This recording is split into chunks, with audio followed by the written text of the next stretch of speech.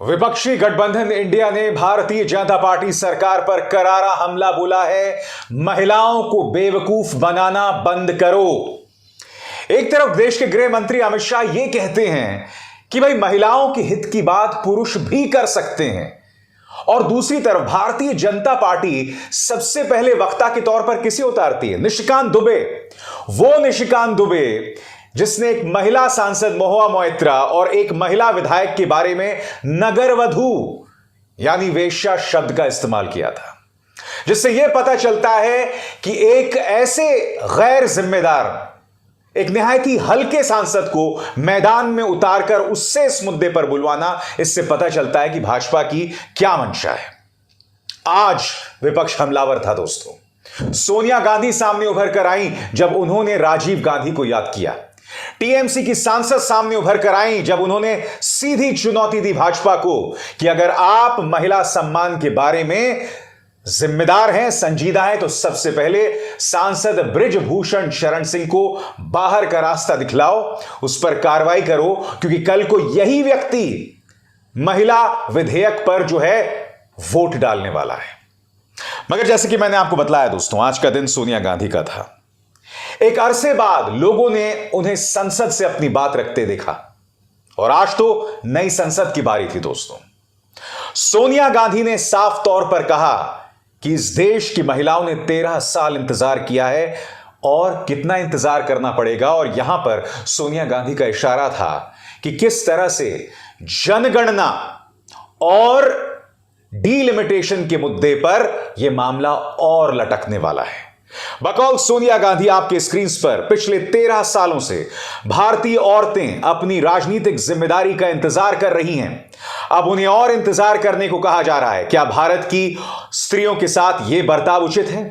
भारतीय राष्ट्रीय कांग्रेस की मांग है कि यह बिल फौरन अमल में लाया जाए और इसके साथ ही जातिगत जनगणना करवाकर शेड्यूल कास्ट, शेड्यूल ट्राइब और ओबीसी महिलाओं के लिए आरक्षण की व्यवस्था की जाए।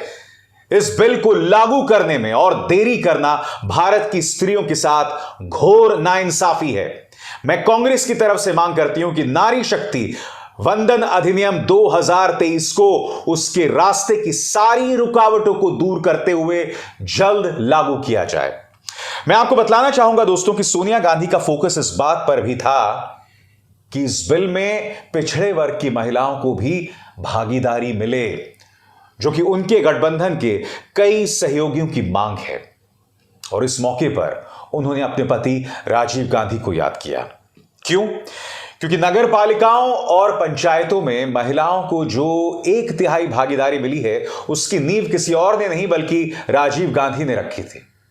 हालांकि उनके जो प्रयास थे वो राज्यसभा में आकर रुक गए, क्योंकि वहां पर उनको बहुमत हासिल नहीं था। इस मौके पर उन्होंने याद किया कि किस तरह से इस सपने को आखिरकार नरसिम्हा राव ने पूरा किया था। सोनिया गांधी कहती हैं, मेरी जिंदगी का यह बहुत ही मार्मिक क्षण है। पहली बार स्थानीय निकायों में स्त्री की भागीदारी तय करने वाला संविधान संशोधन मेरे जीवन साथी राजीव गांधी ही लेकर आए थे, जिसका नतीजा यह है कि देश भर के स्थानीय निकायों के जरिए हमारे पास 15 लाख चुनी हुई महिला नेता हैं। राजीव गांधी का सपना अब तक आधा ही पूरा हुआ है, वो इस बिल के पारित होने के साथ ही पूरा होगा।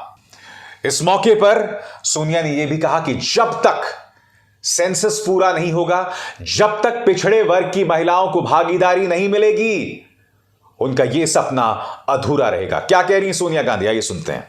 भारतीय राष्ट्रीय कांग्रेस की मांग है कि यह बिल फौरन अमल में लाया जाए, लेकिन इसके साथ ही कास्ट सेंसस कराकर schedule caste, schedule tribe, OBC की महिलाओं के आरक्षण की व्यवस्था की जाए। दोस्तों, दूसरी तरफ विपक्ष इस मुद्दे पर खासा उग्र दिखाई दिया। आपके स्क्रीन पर टीएमसी सांसद, और यहां पर करारा हमला उन्होंने बोला बृजभूषण शरण सिंह की मौजूदगी पर। किस तरह से वो सत्ता पक्ष को आईना दिखा रही हैं, आइए सुनते हैं। Action against all individuals who are harming the women, showing disrespect towards the women, The golden girls of the country who got us medals have been sexually harassed, and they were in Jantar Mantar. But the perpetrator sits here today, Brij Bhushan Singh, who has not been brought to book. So if you are really interested in taking care of the women towards betterment and progress, then why don't you take action against the perpetrators? आज मैं एक सवाल पूछना चाहता हूं। एक तरफ तो देश के गृह मंत्री अमित शाह कहते हैं कि महिलाओं का ख्याल और महिलाओं के हक की बात, उनके हित की बात पुरुष भी कर सकते हैं, मगर दूसरी तरफ आपका पहला स्पीकर कौन होता है? निशिकांत दुबे। और इनकी भाषा देखिए, क्रेडिट चोर। सोनिया गांधी पर हमला बोलते हुए जो शब्दावली का इस्तेमाल किया जा रहा है, क्रेडिट चोर। मगर यह तो बहुत हल्का शब्द है। यह वो आदमी है दोस्तों, याद कीजिएगा, इन्होंने वैश्या शब्द का इस्तेमाल किया था एक सांसद और एक विधायक के बारे में।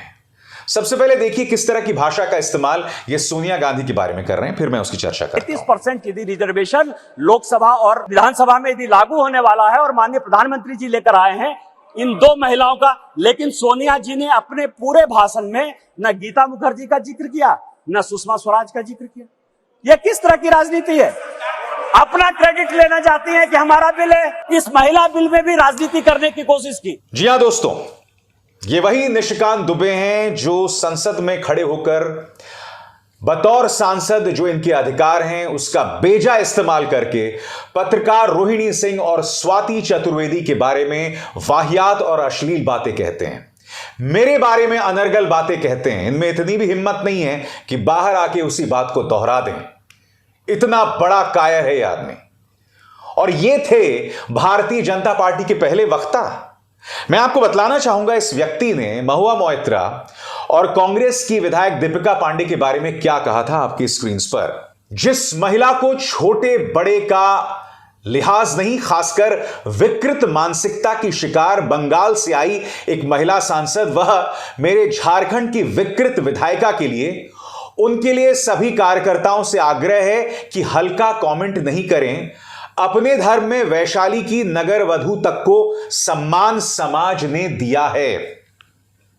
गौर कीजिए, अपने धर्म में वैशाली की नगर वधू को भी सम्मान समाज ने दिया है। यानी कि इस व्यक्ति ने इन दोनों सांसदों को वैश्या से जो नीचा दर्जा है वो दे दिया है। एक वैश्या भी अपने मजबूरी के चलते वो पेशा करती है, ईमानदार रहती है, मेहनत करती है। आप अपनी बताइए ना। आपके इतिहास को खंगाला जाए, बताइए, आपके इतिहास को खंगाला जाए। अवस्थी साहब, ये शब्द याद है कि नहीं आपको? इसलिए आपसे अपील है कि इस तरह की अनर्गल बातें बंद करें।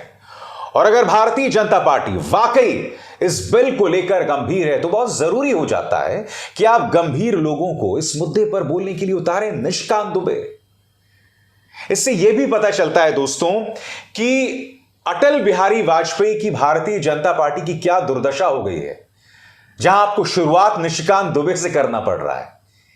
यह हालत है बीजेपी की आज की तारीख में। यह है इनका टैलेंट पूल। और यही वजह है कि आम आदमी पार्टी के सांसद संजय सिंह यह कह रहे हैं कि इस बिल के जरिए सिर्फ और सिर्फ बेवकूफ बनाया जा रहा है। बकौल संजय सिंह, यह महिला आरक्षण बिल नहीं है, यह महिला बेवकूफ बनाओ बिल है।